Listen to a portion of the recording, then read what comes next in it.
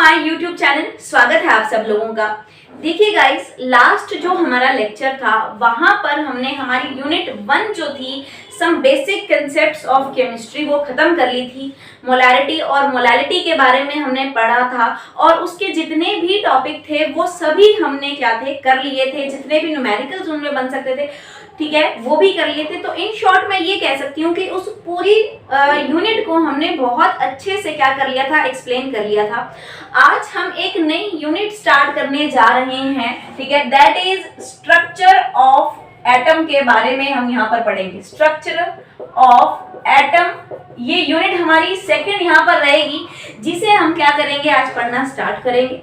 देखिए, अगर मैं आपको कहूँ कि ये यूनिट जो है, ठीक है, थोड़ा सा ढंग से समझिएगा, क्योंकि ये जो पूरी यूनिट है वो बहुत ज्यादा कई बार क्या हो जाती है, लेंथी हो जाती है, ठीक है। लेकिन लेंथी होने के साथ साथ ही सबसे ज्यादा स्कोरिंग जो पार्ट है वो आपका इसी यूनिट में से बनता है। आप किसी भी एग्जाम के लिए अगर प्रिपेयर कर रहे हो तो बिल्कुल सिंपल सी बात है, आपको इस यूनिट को बहुत अच्छे से क्या करना है, प्रिपेयर करना है, क्योंकि ऐसे बहुत सारे टॉपिक इसमें आपको मिलेंगे जो आप, ठीक है, हो सकते हैं अलग अलग यूनिट्स में क्या करेंगे, छोटा मोटा पोर्शन जो है वो करते जाएंगे। इवन अगर आप लोगों ने देखा होगा, कभी आपने नाम सुना होगा मॉडर्न केमिस्ट्री का, मॉडर्न फिजिक्स का, तो वहां पर भी मॉडर्न फिजिक्स में भी हम क्या करते होते हैं, इस यूनिट को जो है वो पढ़ते होते हैं, समझते होते हैं। तो जनरली ये फिजिकल केमिस्ट्री का पार्ट रहता है, तो दैट इज वाई फिजिक्स में भी इसका कहीं ना कहीं इंपॉर्टेंस आपको मिल जाता है या रोल कहीं मिलता है। या फिर मैं ये कह सकती हूँ कि जब आप फिजिक्स पढ़ते हैं तब भी आपको बहुत सारे टॉपिक जो हैं वो इस यूनिट में से भी क्या होते हैं, कवर करने पड़ते हैं। तो हर एग्जाम में बहुत ही स्कोरिंग पार्ट आपको इस यूनिट में से मिलता है, बहुत सारे क्वेश्चन जो है एग्जाम में मिल जाते हैं, ठीक है। तो इस यूनिट को पढ़ना स्टार्ट करते हैं। देखो, सिंपल सी चीज, हम सबसे पहले बात करेंगे किसकी, एटम के बारे में बात करेंगे। अब एटम अगर मैं कहूं, या फिर हम इसको हिंदी में क्या लिखते हैं, परमाणु लिखते हैं, तो इसके बारे में मैं आपको पहले भी बता चुकी हूँ, ठीक है। आप लोगों को अच्छे से याद होगा कि हमने इस पर पहले, ठीक है, जो है डिस्कशन की हुई है। सबसे पहला जो सिद्धांत दिया गया था परमाणु के लिए वो था, डाल्टन ने दिया था। तो डाल्टन का परमाणु सिद्धांत अगर मैं बात कहूँ तो ये मैं पहले करवा चुकी हूँ, ठीक है। तो इसको मैं सिर्फ एक शॉर्ट में यहाँ पर थोड़ा सा डिस्कस करूंगी। अगर आप दोबारा से ये चीज थोड़ा सा भूल गए हैं या दोबारा से देखना चाहते हैं तो आप मेरा जो पहले वाला वीडियो है ना उसको देख सकते हैं। एंड यस, उसका जो लिंक है वो मैं आपको डिस्क्रिप्शन बॉक्स में दे दूंगी। बट फिर भी हम इसको थोड़ा सा शॉर्ट में फटाफट रिकॉल कर लेते हैं।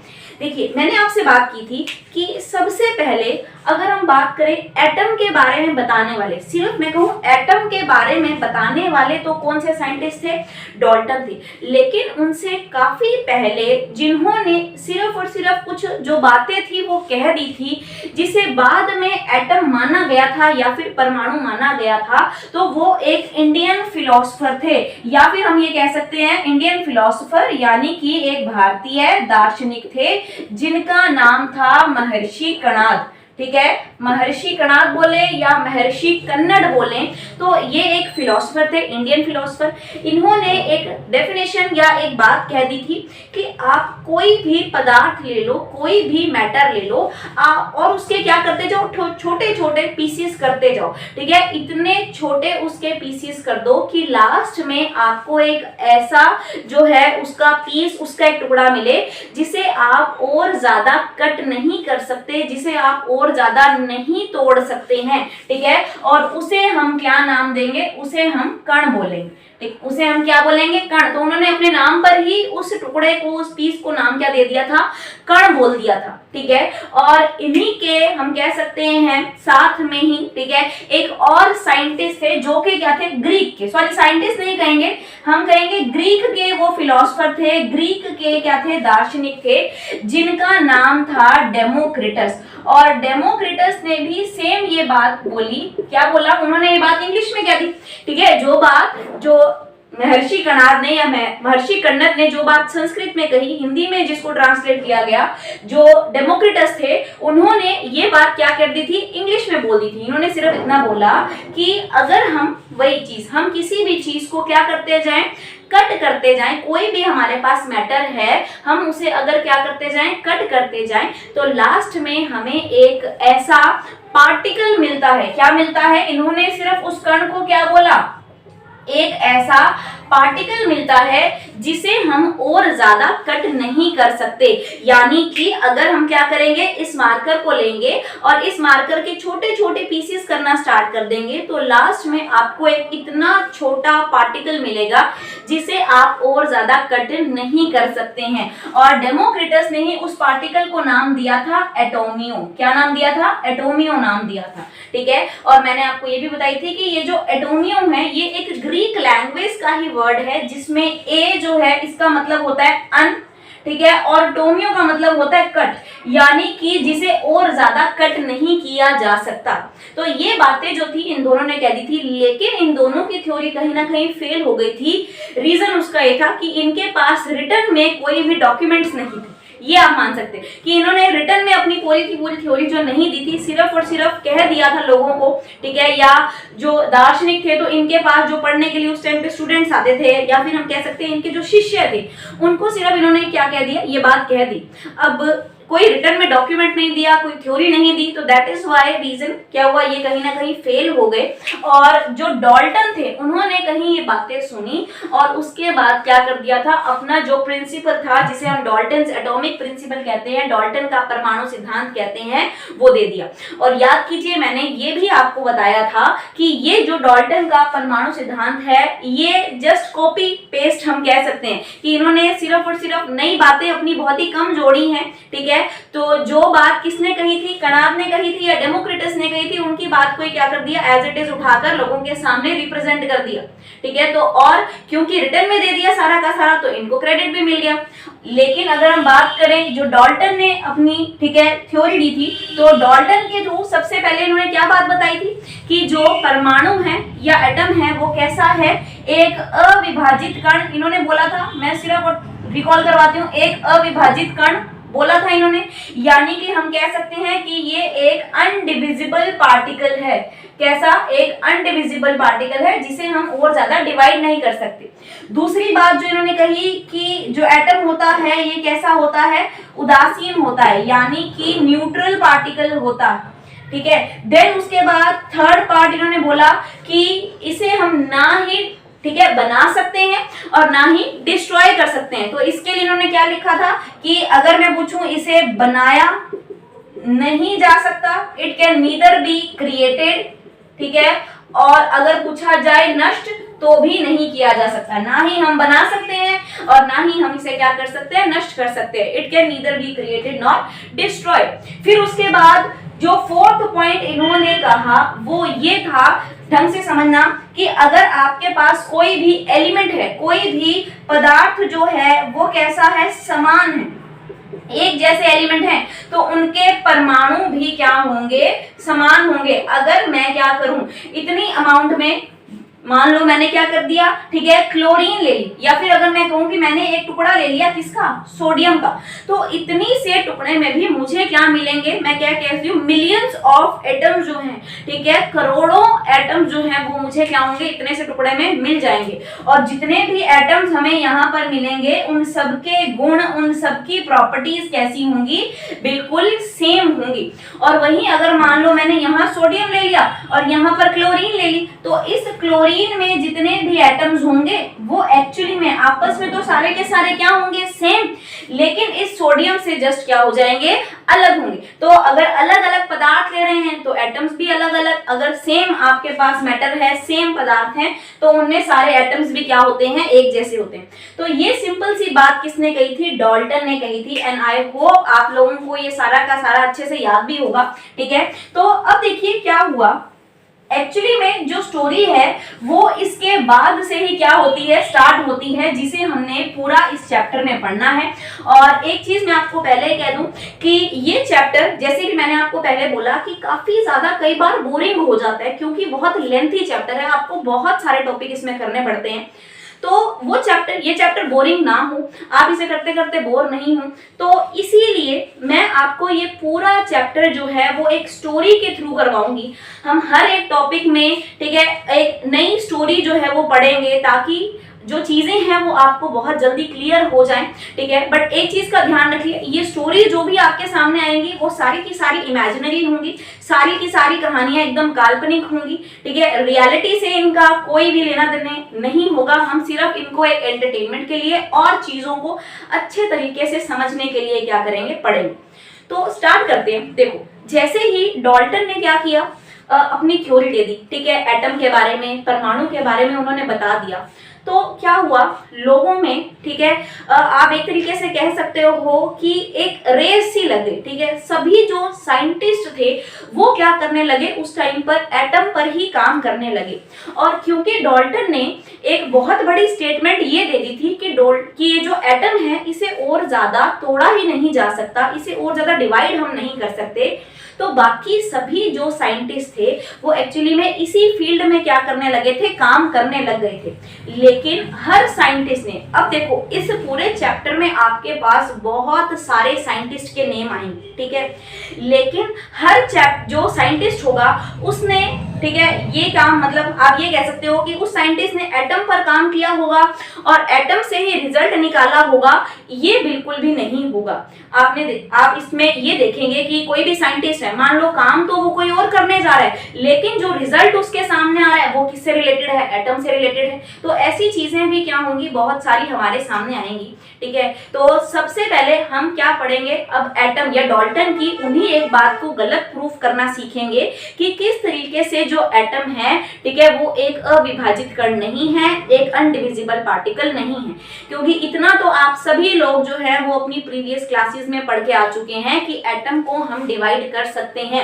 एटम में कुछ और पार्टिकल्स जो होते हैं वो प्रेजेंट होते हैं, जिन्हें हम क्या बोल देते हैं, सब एटॉमिक पार्टिकल बोलते हैं। क्या बोलते हैं, सब एटॉमिक पार्टिकल्स बोल देते हैं, या फिर इन्हें बोला जाता है अवपरमाण्विक कण।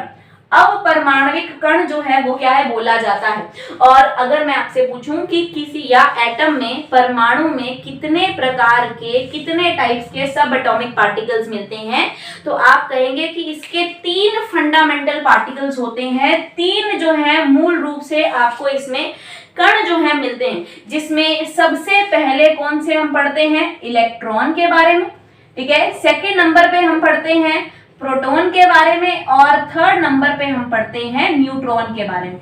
ये 3 पार्टिकल्स जो हैं वो हमें क्या मिलते हैं, एटम में मिलते हैं। तो सबसे पहले जो हम पढ़ेंगे वो होगा किसके बारे में, इलेक्ट्रॉन के बारे में हम क्या करेंगे, यहाँ पर डिस्कस करेंगे। हमें क्या करना है, ध्यान रखना है, ठीक है। इलेक्ट्रॉन की डिस्कवरी आप कह लो, इलेक्ट्रॉन की खोज आप कह लो, तो हम सबसे पहले इलेक्ट्रॉन को पढ़ना स्टार्ट करेंगे। देखिए, जैसा कि मैंने आपको बोला है कि हम इसे क्या करेंगे, एक स्टोरी के थ्रू पढ़ेंगे। तो स्टार्ट करती हूँ सबसे पहले इलेक्ट्रॉन को पढ़ाना। इलेक्ट्रॉन देखिए सीधा ही डिस्कवर नहीं हो गया था, जैसा कि मैंने आपको बोला पहले भी कि साइंटिस्ट जो थे वो काम कुछ और कर रहे थे, लेकिन डिस्कवर उनसे कुछ और हो रहा था। या फिर आप ये कह सकते हो कि किसी और फील्ड में वो काम कर रहे थे, लेकिन रिजल्ट जो उनके सामने आ रहा था, तो उसके अकॉर्डिंग उनको एटम में नई नई चीजें जो थी वो क्या हो रही थी, पता लगती जा रही थी। तो सेम ऐसा ही कुछ हुआ था। आपने एक साइंटिस्ट का नाम सुना होगा, बेंजामिन फ्रैंकलिन, ठीक है, हाँ जी, बेंजामिन फ्रैंकलिन नाम के क्या थे, एक साइंटिस्ट थे। और ये एक, मान लो आप ये कह सकते हो कि एक और साइंटिस्ट थे जो इनके क्या थे, बहुत ही अच्छे फ्रेंड थे, जिनका नाम आपने सुना है जे थॉमसन, ठीक है, जे थॉमसन। अब जे थॉमसन और ये जो क्या है, बेंजामिन फ्रैंकलिन है, ये बहुत ही अच्छे क्या फ्रेंड हैं। और ध्यान रखना है, ये कहाँ के रहने वाले हैं, ब्रिटेन के रहने वाले हैं। जो थॉमसन है वो कहाँ के रहने वाले हैं, ब्रिटेन के रहने वाले हैं। हुआ एक बार क्या कि ये जो फ्रैंकलिन थे ये मिलने गए थे किससे, थॉमसन से, ब्रिटेन। और एक चीज और यहाँ पर ध्यान रखें, सिर्फ और सिर्फ देखो, जैसे मैंने आपको बोला कि कहानियां सारी की सारी क्या रहेंगी, काल्पनिक रहेंगी, इमेजिनरी रहेंगी। आपको इन्हें रियलिटी से, ठीक है, या उससे एकदम सच्चाई से इसको नहीं मानना है, उससे रिलेट करके नहीं पढ़ना है। सिर्फ और सिर्फ समझने के लिए चीजों को क्या करेंगे, हम ये स्टोरीज जो है पढ़ेंगे, ठीक है। तो आप देखें कि ये जो बेंजामिन फ्रैंकलिन थे ना, ये कैसे थे, नास्तिक थे। नास्तिक कहने का मतलब कि ये बिल्कुल भी भगवान में विश्वास नहीं रखते थे, जबकि जो थॉमसन थे वो ऐसे नहीं थे, उन्हें भगवान में, गॉड में बहुत ज्यादा क्या था, ठीक है, बिलीव था, विश्वास था। तो जब ये फ्रैंकलिन इनसे मिलने गए तो थॉमसन इन्हें कहां पर ले गए, चर्च में ले गए एक बार। और चर्च में क्या हो रहा था ना, उस टाइम पर प्रेयर जो थी वो चल रही थी, ये भी क्या थे, बैठे थे। तो एकदम से क्या हुआ, जो वहां का मौसम था, जो वेदर था, वो क्या हो गया, खराब होने लगा, बारिश होने लगी बहुत तेज, ठीक है, और बिजली चमकने लगी। तो वहां के जो लोग थे उन्होंने सारा का सारा जो ब्लेम है वो किस पर डाल दिया, बेंजामिन फ्रैंकलिन पर डाल दिया।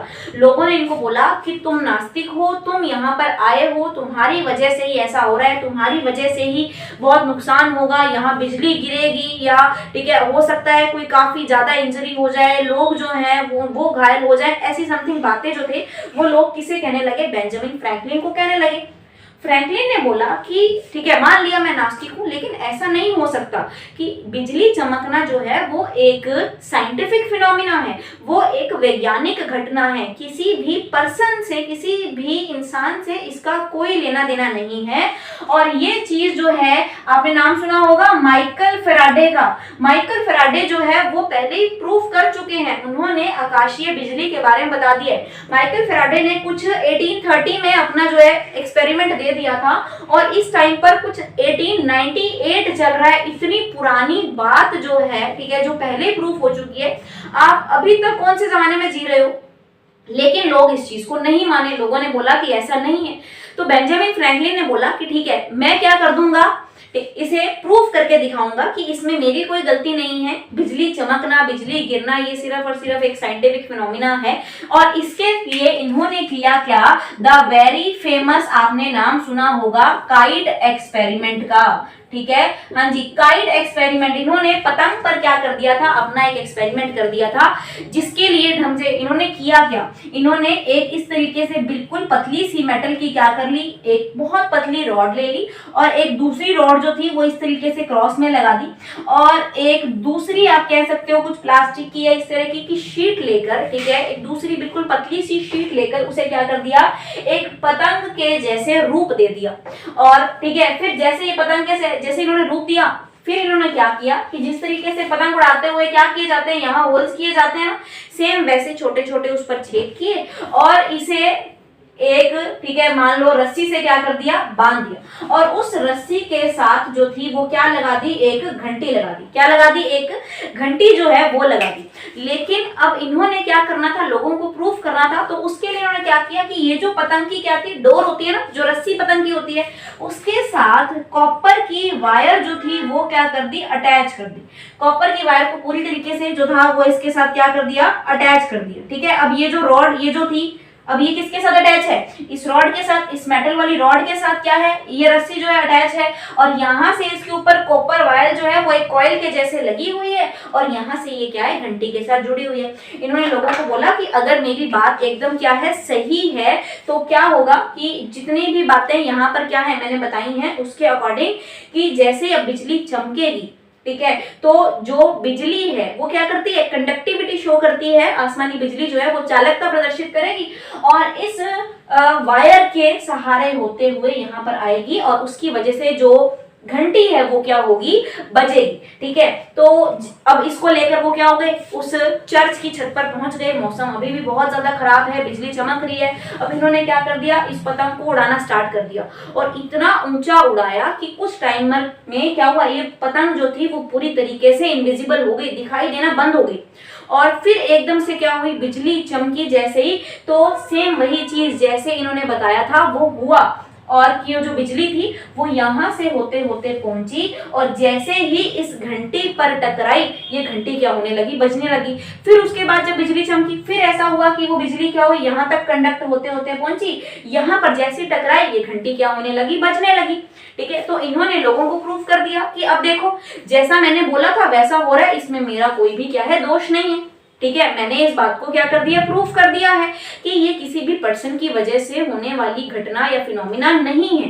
तो लोगों ने बोला कि जब बिजली गिरती है तो बहुत ज्यादा क्या होता है, नुकसान होता है। ये चीज आप लोगों ने कई बार न्यूज में पढ़ी होगी कि बिजली गिरने की वजह से बहुत ज्यादा क्या हुए हैं, नुकसान हुआ है। ठीक है, कई लोग ऐसे होते हैं जिनकी जान तक चली जाती है, कई लोग बुरी तरीके से घायल हो जाते हैं, कोई बिल्डिंग होती है वो टूट जाती है, या सेम बहुत ऐसा डिस्ट्रक्शन बहुत ज्यादा होता है। ये आप लोगों ने न्यूज में सुना होगा कई बार।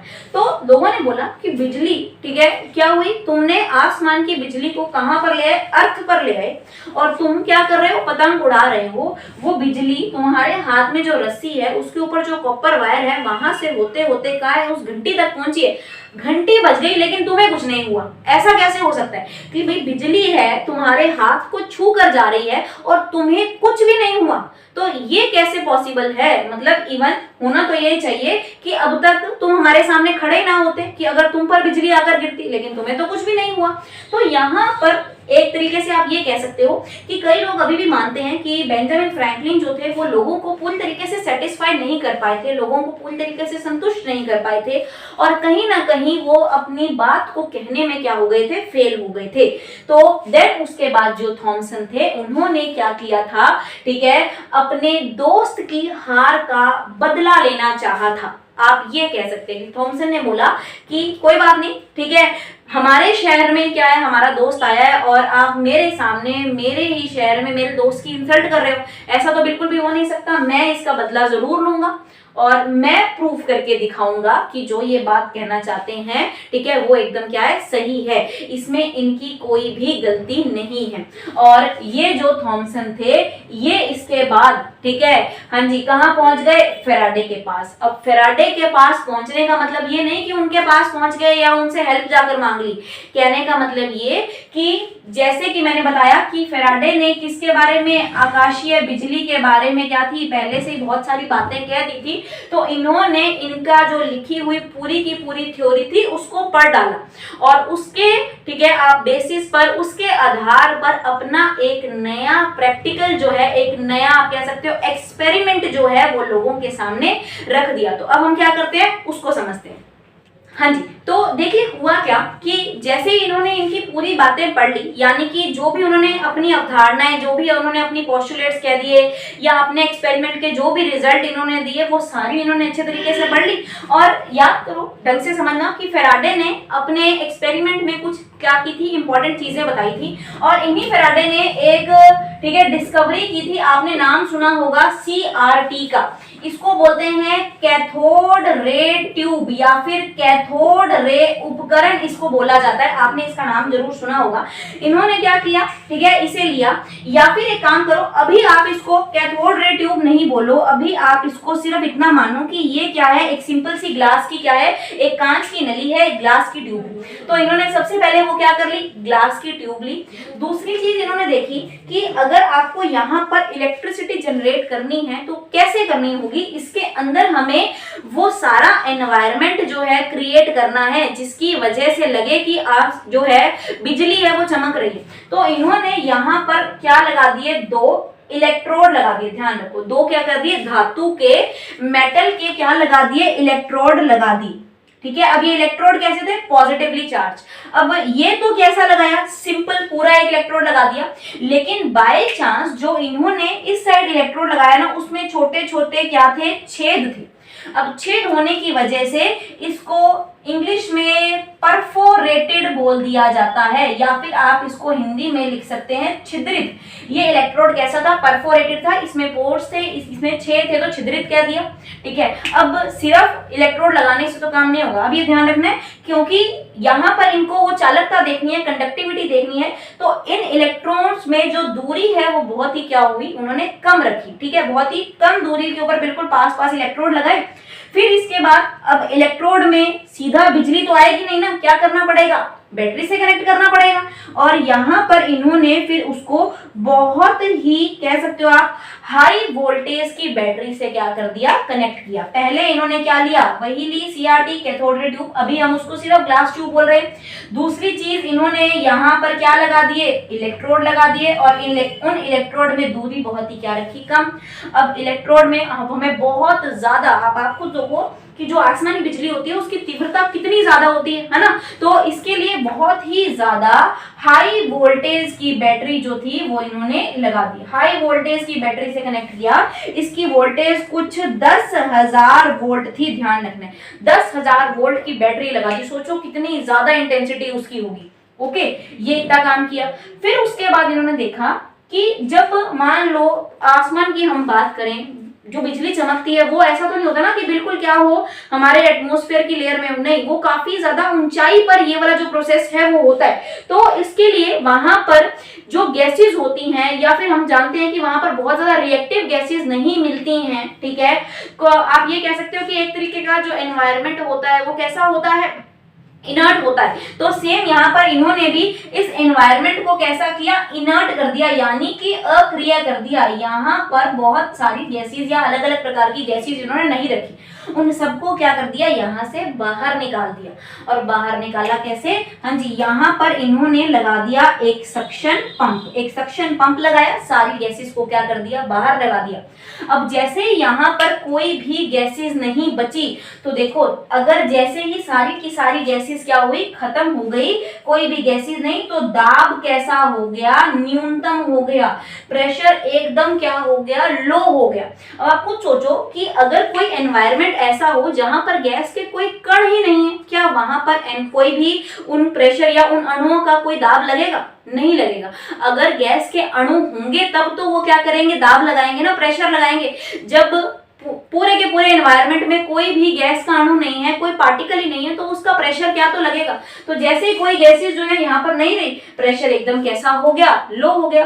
तो ऐसी कंडीशन में अब यहाँ पर जैसे ही, ठीक है, अब इनको क्या करना है, आकाशीय बिजली देखनी है, इनको वो चमक चाहिए यहाँ पर, या फिर जो स्पार्किंग होती है बिजली चमकते टाइम वो चाहिए।